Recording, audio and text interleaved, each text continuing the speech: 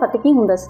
इंतज़ार कंदे कंदे ॻोढ़नि जे समुंड में कीअं गोता खाधा। मुंहिंजे लाइ त कोई बि आसान हुजे त हर वक़्तु क़यामत जो मंज़र समझी असीं न आहे शायदि छा कयो इंसान खां ग़लती थी वई दुनिया में जीअण जो को हक़ नाहे, को बि हक़ नाहे।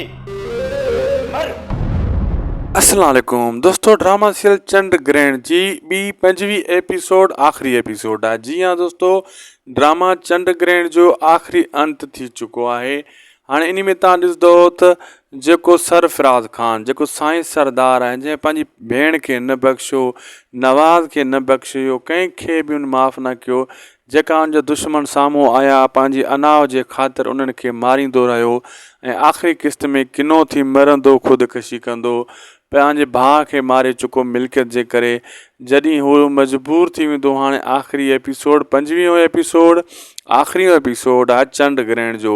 मां सुबुह ई तव्हांखे एपिसोड में ॿुधाए छॾियो दोस्तों, चंड ग्रहण हाणे जेको आहे यूसुफ वारी कहाणी ख़तमु थी चुकी आहे। हाणे नवरोज़ ऐं जेको आहे फिज़ा वारनि जे विच में जेका कहाणी आहे इहा इन जो अंत थियणो आहे। ईअं ई थियो, तव्हां ॾिठो। हाणे 5वीं एपिसोड जेका अचण वारी आहे, हिन ड्रामे चंड ग्रहण जी आख़िरी क़िस्त।